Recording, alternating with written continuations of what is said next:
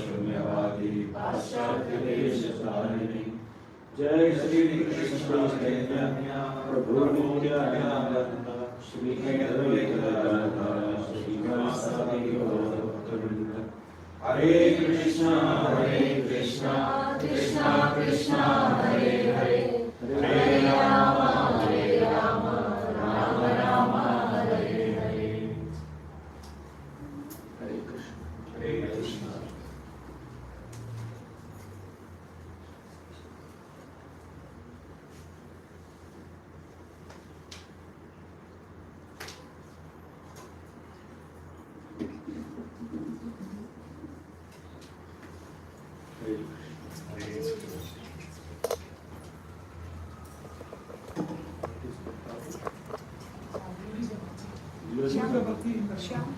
श्याम तुम उधर आगे बढ़ो वल्लभ के पास वल्लभ के साथ Bhakti is glorious in any yoga. Even Kali Yoga. In the Bhagavad Gita, Krishna spoke about Karma Yoga, Jnana Yoga, Dhyana Yoga, and Bhakti Yoga. But repeatedly, Krishna is emphasizing on Bhakti Yoga the most. Because it is Bhakti that establishes a deeper bonding between us and Krishna. In karma, our inclination, our taste, our skill to perform a prescribed activity is prominent. That plays more prominent role. In Jnana Yoga, our knowledge plays a prominent role. In Dhyana Yoga, our meditation, our Ashtanga practices, keeping the backward, all this pranayama, pratyahara, so all these things, they take prominence. And not only that, even the goal also is not purely serving Krishna when it comes to other paths, like karma, jnana, yoga paths. People who follow those paths aspire for liberation. They want siddhis, they want wealth, they want name, fame, prestige. But in bhakti, the path is easy. The process is very, very enlivening, and the goal is pleasure of Krishna. The goal of this path is just to please Krishna, and this whole path takes us to the lotus feet of Krishna and re-establishes in our original spiritual glory as eternal associates or servants of Krishna. That is the glory of bhakti path. While other paths cannot establish the soul in its original glory as someone who is connected to Krishna, someone who can eternally reside in the spiritual world. They take us to different destinations, which are temporary destinations. Ideally, bhakti is performed without any material expectations, without any material motives. But even if somebody has some material motives, even if someone does bhakti with some expectations, still bhakti will purify us of those selfish desires. Please repeat after me.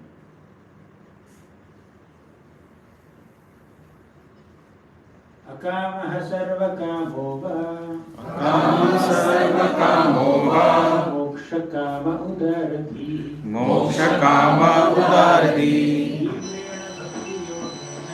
त्रिवर्णेन भक्ति योगेन यजेत पुरुषं परम्. Akamaha means no desires, no material desires. Sarvakama means all kinds of material desires.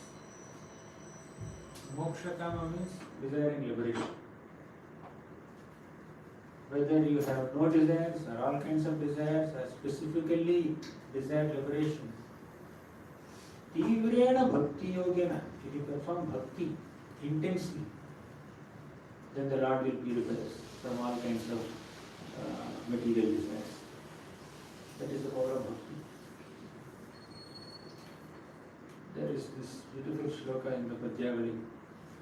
Vyadhasya charanam dhruvasya chavayo vidya gajendrasya ka kubjaya kimudama rupavadhikam kim tatsudam lodhakam vamshah ko vidurasya yadavapater ugrasya kim paurusham bhaktya tushyati kevalam nachigunaihi bhakti priyo madhava vyadhasya acharanam.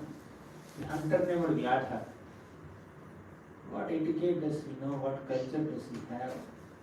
What shastras does he know? What is his background? He's killing animals. But somehow or the other he came in touch with devotees and became purified. Brigari hunter also. Hunter Brigari is taking pleasure in killing animals. Not completely.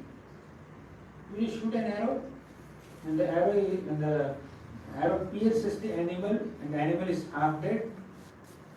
And when the half dead animal is crying with pain, he takes pleasure in that pain. That is his name itself is Brigari. Hari's enemy, Braga is animal. He's Brigari because he's an enemy of animals. Once Narada Muni saw him and said, "Hey, very good. Is this the proper method of killing animals? Firstly, killing animals itself is wrong. Because you are a hunter, you need your livelihood, therefore you are killing animals, even if we accept that argument. Still, by giving them unnecessary pain, I will take care of your livelihood, you first break your bow. I will take care of your livelihood, you first break your bow. Somehow he had some little faith and he broke the bow, his hunter's bow. Narada Muni said, you just go and chant Hare Krishna Mahamantra, plant the tulsi plant in front of your home, give up all the wealth that you have accumulated by sinful means, give it as charity to people, Brahmanas, and you live on the bank of some river, in a small cottage, you and your wife chant Hare Krishna in front of tulsi plant. I will send you good number. Then Brigari did this. Somehow he had some obedience. Somehow Narada Muni's aura, Narada Muni's divine presence brought some transformation in his heart. So Brigari broke his bow, followed whatever Narada Muni said. Seeing that this cruel hunter has become transformed into a pure Vaishnava and chanting the names of the Lord and gave up his sinful profession, all the local people, they came with so many offerings. Every day they would offer him flowers and fruits and vegetables and grains and all kinds of foodstuffs. Although there were only 2 people in their home. He used to get food for 10-20 people every day. Now he has to give charity of extra surplus. So much food. So brother was completely transformed. So transformed that he wouldn't be inclined to even harm an ant also. One who was once taking pleasure in seeing the pain of half-dead animals is not inclined to even see an ant dying in front of him. That is the extent of his transformation. So the guy was completely transformed. What transformed him? Bhakti. Vidya Gajendrasya. Say your background and your culture or your dynasty is not a qualification for devotion. Then Vidya is a scholarship and education or exposure to so much of knowledge. Is that a qualification, prerequisite to attain Krishna's grace for bhakti? No. Vijayendra was not a pandit. He was a dull-headed animal, apparently. But the Lord blessed him. He had bhakti. Kubjaya Kimu Namarupamadhikam. Is beauty a qualification to attain Krishna's grace? Is it qualification for bhakti? Kubja is a hunchback woman. Then is wealth a qualification? Sudama, Kintat Sudama Dharam, he has nothing. Sudama did not have even a handful of poha also to offer to Krishna. His wife went to nearby houses and begged some flat rice and tied it in a torn cloth and gave it to Krishna. Gave it to Sudama. But Sudama reluctantly carried it all the way to Dwarka, and Krishna accepted that offering and blessed Sudama. Because Sudama's magnitude of offering may be very small, but his attitude behind offering is very pure. So Krishna doesn't see the magnitude of our offerings. He sees the attitude behind the offerings. Kintat Sudamodhanam Vamsha Kovidurasya Yadavapater Ugrasya Kim Paurusham. His dynasty, great family, aristocracy, is that a qualification for devotion? Not at all. Vidura was born as the son of a maid servant. It is an exalted devotee of the Lord. Even if Vidura offers banana peels to Krishna, Krishna doesn't complain. He eats banana peels. Anyone here eat banana peels in their life? Not even once? No? Not mango peel, banana peel. Mango peel is still okay. Banana peel is okay. Some mango peels are very good. But Krishna ate banana peel without any complaints. Then Purusham, your bravery, your courage, your resourcefulness in battles, is that a qualification for? Is that a qualification for bhakti? Not at all. Ugrasena Maharaj, this Maharaj was sitting on the throne, but he was not having a great track record of fighting in big battles or anything like that. It's very simple-hearted, devoted. But still, because he has devotion, Krishna is protecting. There's our this process of bhakti doesn't expect any prerequisites from the practitioner. The practitioner is only sincerity is expected. Sincerity is the sufficient. Bhaktya tushyati kevalam na chagunaihi bhakti priyo madhavam. The Lord is satisfied only with bhakti. He is bhakti priya. Nothing else is required. Thus bhakti, the path of bhakti is very easy to perform. What is there in bhakti? Shravanam, Kirtanam, Smaranam, Padasevanam, Archanam, Vandanam, Dasyam, Sakhyam, Atmanivetnam. Bhakti begins with hearing about Krishna, hearing about Krishna's Nama, Rupa, Guna, Leela. When you hear sincerely about the Supreme Lord, that will inspire you to dedicate yourself to Him. Why? Because His qualities are like that. The Lord has such enlivening qualities. Just by hearing about the Lord's qualities, people can become attracted to the path of bhakti. That's how Sukadeva Goswami, who was absorbed in his own impersonal conception, he became attracted to bhakti.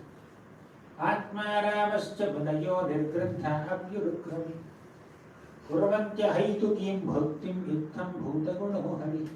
Say it. Atmaravascha bhadayo nirgrantha apyurukrami Nirgandha parayukramani kurvantya haitukim bhaktim Kurvantya haitukim bhaktim itham bhutaguno hari. Itham bhutaguno hari. Whatever may be the background of the person, Atmaram means self-satisfied people, Monaya, thoughtful sages, Nirgrantha means one who has no connection with any shastras, illiterate people. All of them can get attracted to Krishna and perform unmotivated bhakti because Krishna's qualities are The Lord has so many divine qualities, wonderful qualities that attract the attention of everyone. That people are inspired to practice bhakti. Bhakti is very easy. If not bhakti, what else do we do? Bhakti is easiest path. Even small children also can do it. See how attentively they are reached the wonderful. No mischief, no restlessness. We are also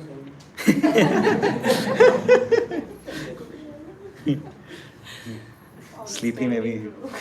Sleep. Outstanding identification. standing out. Very expressive. Now he chose to express his emotions silently, not verbally. So anyone can do it. 5-year-old children. How many of you are 5 years old?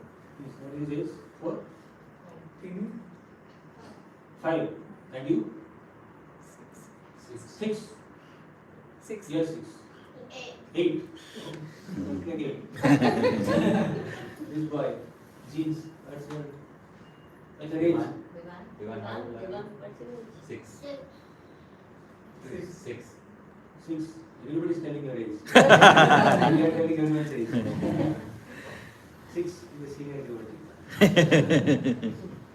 5-year-old boys, 6-year-old boys also can do it.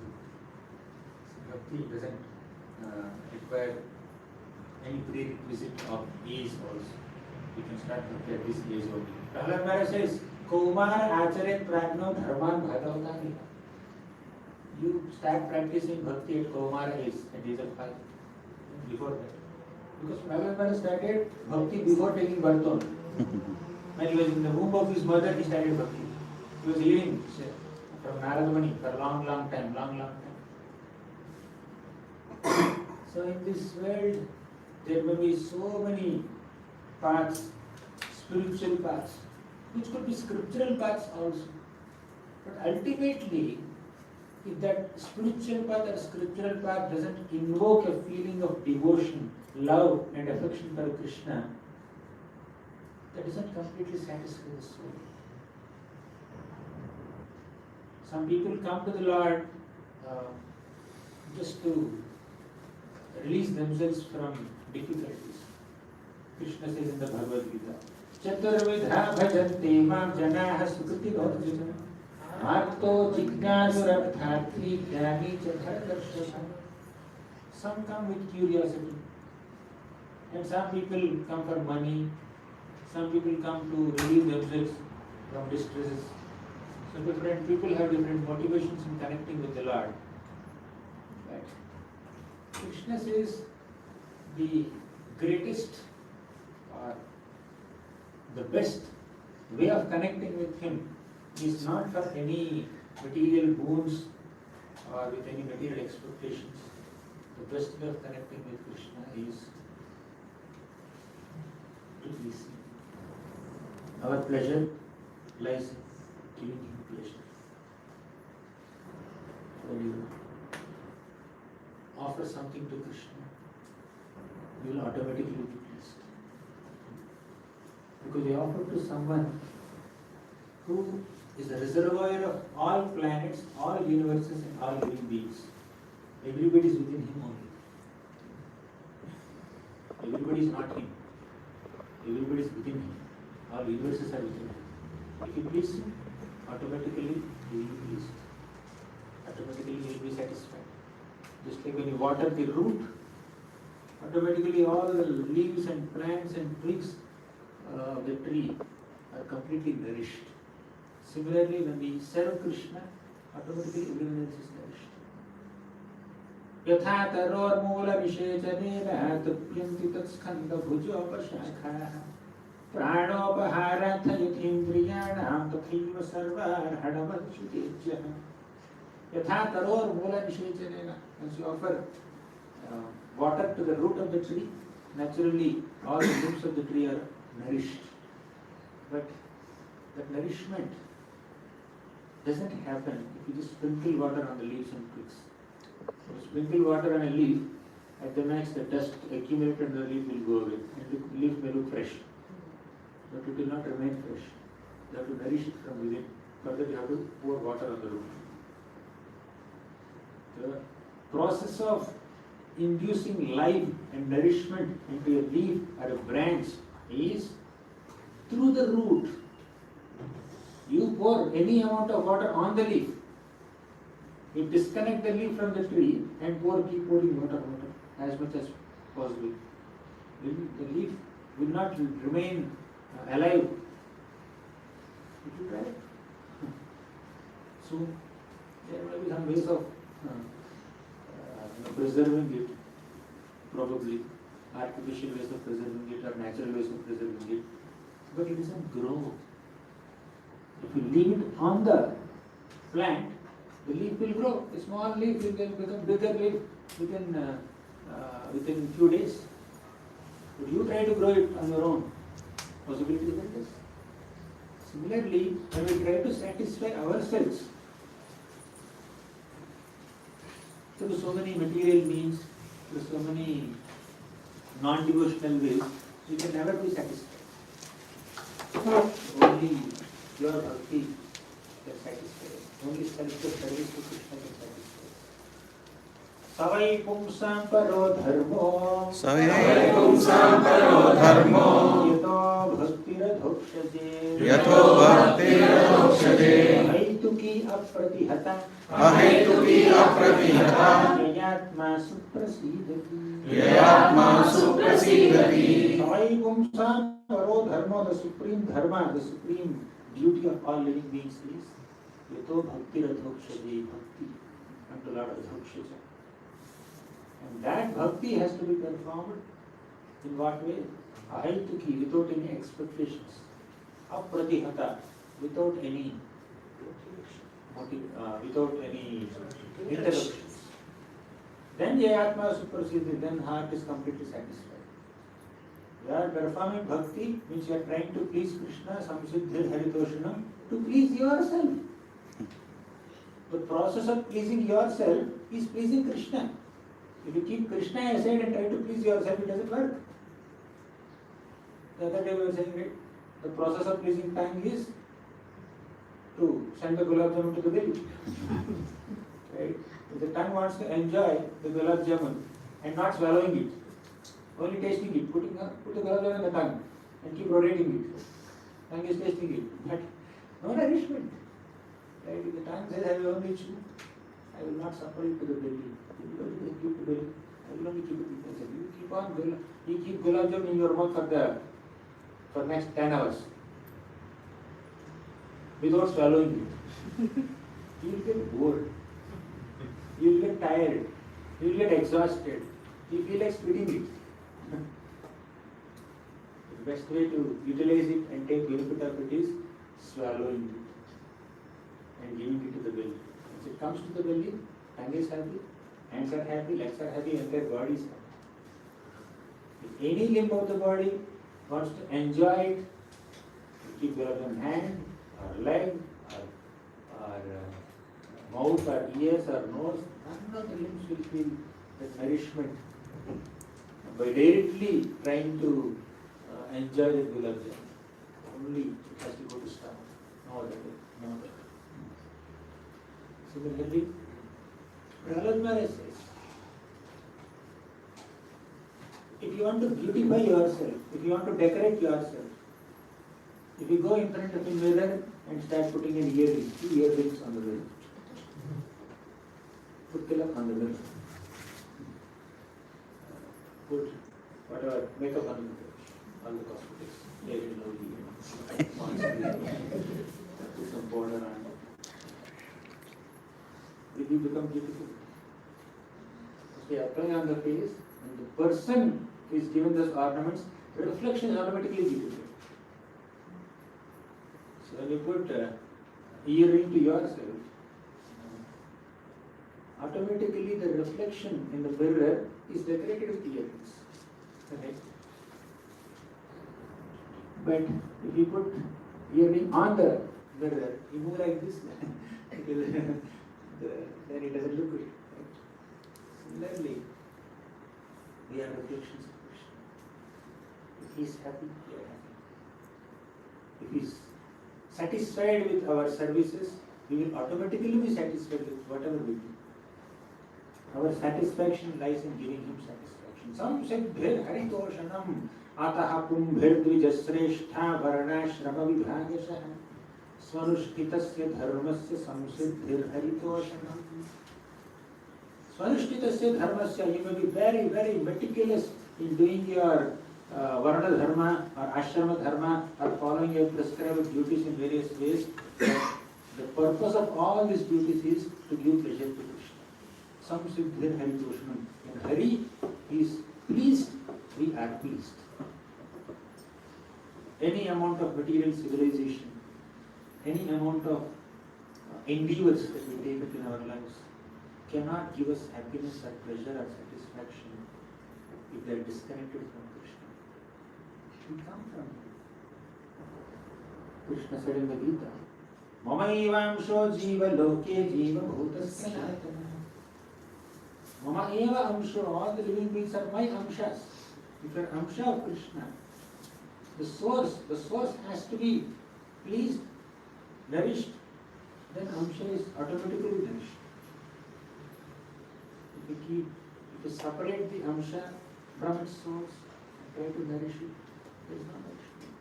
If you morning we were discussing, if you separate fish from water and try to give all kinds of facilities to the fish will not be happy. Keep the fish back in water. So we need bhakti. In the fourth canto of Srimad Bhagavatam, in the episode of Prithu Maharaj, there is a beautiful shloka. Yat pada pankaj palasa vilasa bhaktya karmashayam grathita mudgrathayanti santaha tadvanna riktamatayo yatayo viruddha shroto ganastamaranam bhaja vasudevam yat pada pankaj palasa vilasa bhaktya. When we perform bhakti by rendering service to the lotus petal like feet of Krishna, what does it do? Karmashayam grathitam udgrathayam. Karma ashaya means our materialistic desires for sense enjoyment. Grathitam udgrathayanti, they are completely uprooted. Santa. Santas means great saintly people, pure devotees. They uproot their material ambitions and material desires by performing bhakti. Tadvanna riktamatayo. But if those who are devoid of bhakti, yatayo viruddha, even they try so much, Sroto ganastamaranam bhajavasudevam, they cannot even control their senses. What to speak of reaching the spiritual level. Therefore, bhaja vasudevam, worship Lord Vasudeva. Perform bhakti and Vasudeva. Hundreds and thousands of times the process of bhakti is emphasized. In fact, Narada Muni gave a very heavy feedback to Vyasadeva. Vyasadeva wrote so many scriptures, Upanishads, Vedas, Puranas, Mahabharata, Vedanta Sutra, so many things he wrote. But he was not satisfied. The author of Vedic scriptures and Puranas and Mahabharata was not satisfied by writing them. Do you know this or not? Nothing, no intention to minimize the position of Vedas and Puranas.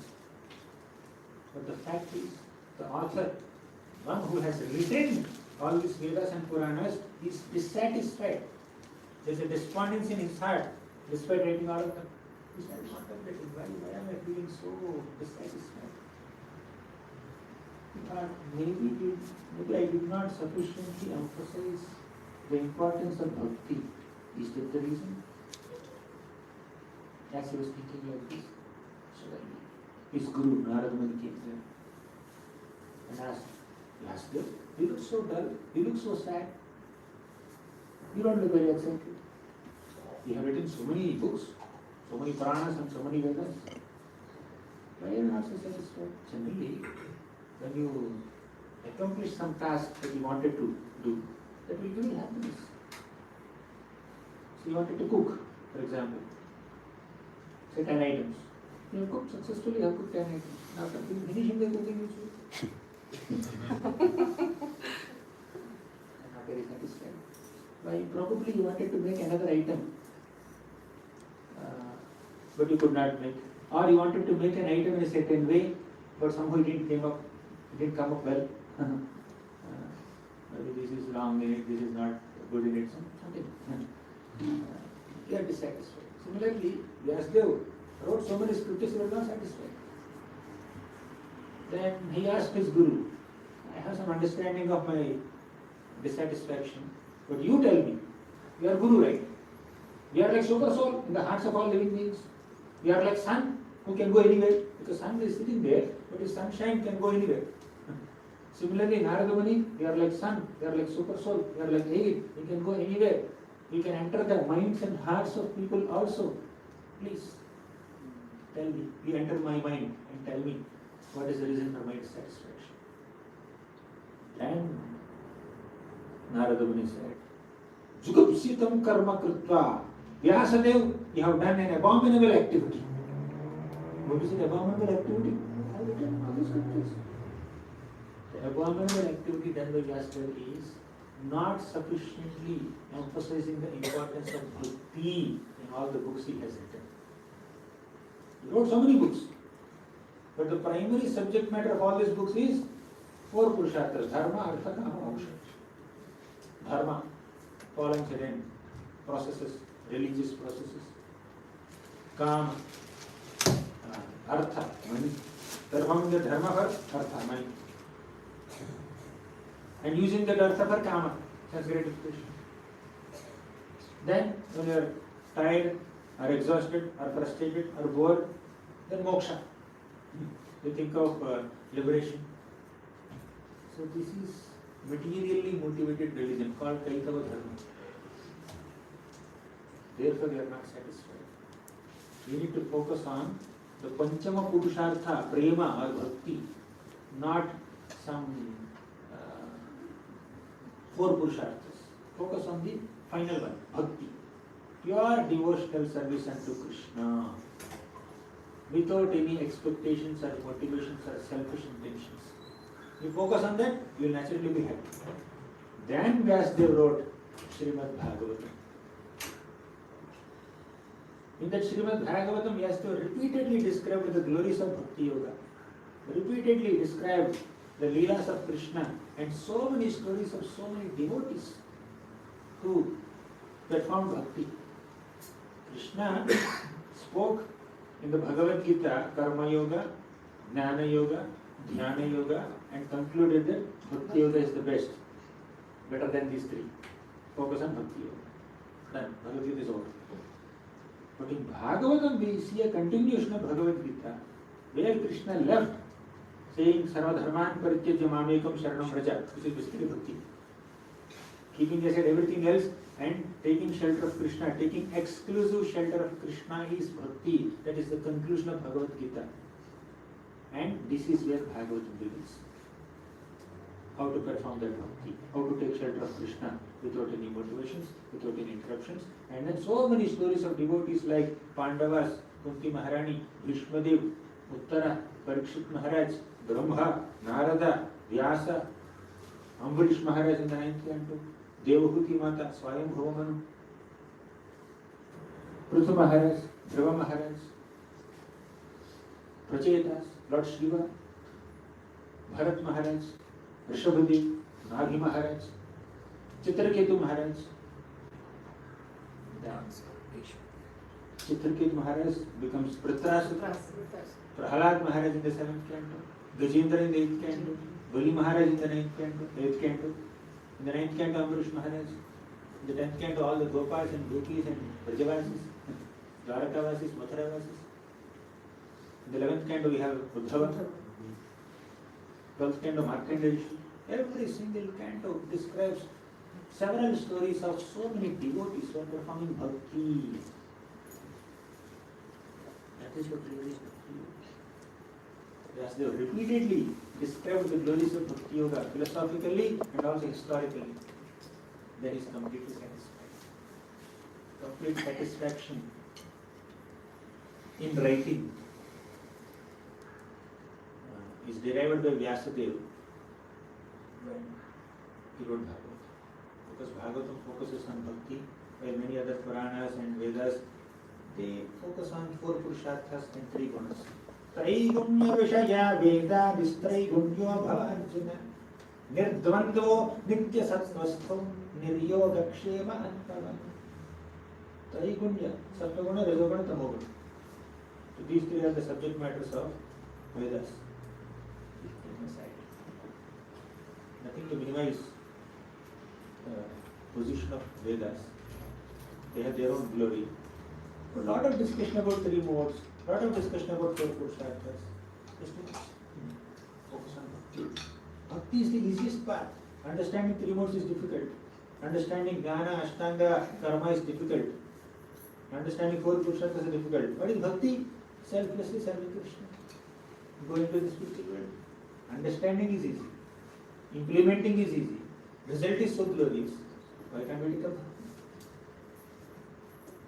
When we are discussing Bhagavad Gita in our classes, the initial 6 chapters become very intense for the students. One child asked me, Prabhu, Bhakti is the ultimate message of Bhagavad Gita. Why did Krishna describe all this karma, jnana, ashtanga stuff in the first 6 chapters? Why did he keep that in the 7th chapter? What if somebody reads 1 or 2 chapters and then gets scared and then goes to the Bhagavad Gita and goes away? Can you tell them? Shweta.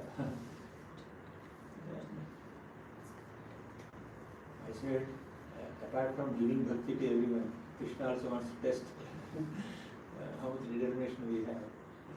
Does he have the determination to wait till 7th chapter to read elaborate description of bhakti? Or he will get scared seeing 2nd, 3rd chapters and then go and go away. So bhakti is very confidential. Mistake. Krishna, Acharyas, all these people just out of their intense compassion reveal the knowledge of bhakti to all of us. Bhakti is beyond 3 modes. But the problem is the conditioned soul may take up to bhakti under the influence of 3 modes sometimes. Such a person's bhakti can be contaminated by the 3 modes. For example, in the 3rd canto of Bhagavatam, 29th chapter, Kapil Dev says, there are 3 types of bhakti. Tamasic bhakti, Rajasic bhakti, Sattvic. What is Tamasic bhakti? They are performing bhakti only. Bhakti processes are Shravanam, Kirtanam, Smaranam, Padasevanam. They are hearing about the Lord, they are chanting the glories of the Lord, then Smaranam, they are remembering the Lord. All these things they are doing. But if the motive of such a devotee is to take revenge on someone, so there are some violent tendencies, there is no compassion, there is no sincerity, to become violent. So that kind of bhakti is called tamasic. Rajasic bhakti, if someone has so many material ambitions, they want name, fame, prestige, wealth, etc. They are performing bhakti only, but their ambition is material. They are ambitious. That is called Rajasic bhakti. And what is sattvic bhakti? They perform bhakti, they desire their own pleasure and knowledge, they seek information. So, this kind of bhakti doesn't satisfy the soul. Of course, even if somebody begins bhakti with those tendencies, eventually the tendencies will go and bhakti will go. What is real bhakti? Mad guna shruti matrena vai sarva guhashayi manogatira vichhinna yatha ganga bhaso bhuja. Mad guna shruti matrena, just by hearing the qualities of Krishna, your mind runs towards Krishna. That is bhakti. Without any expectations, without any distractions. You are constantly thinking of Krishna and taking pleasure in thinking of Krishna. Developing the deep emotional bonding with Krishna. Completely believing that He is my protector, He is my lover. I love Him more than anything else and He loves me more than anyone else. Krishna loves us the most and we love Krishna the most. That's an eternal fact. Understanding this is without such sincere performance of bhakti, there is no satisfaction for the soul. Soul cannot be satisfied. So we need to take to the path of bhakti, seeing the examples of so many glorious personalities whose stories are described. Include here. Any questions, comments?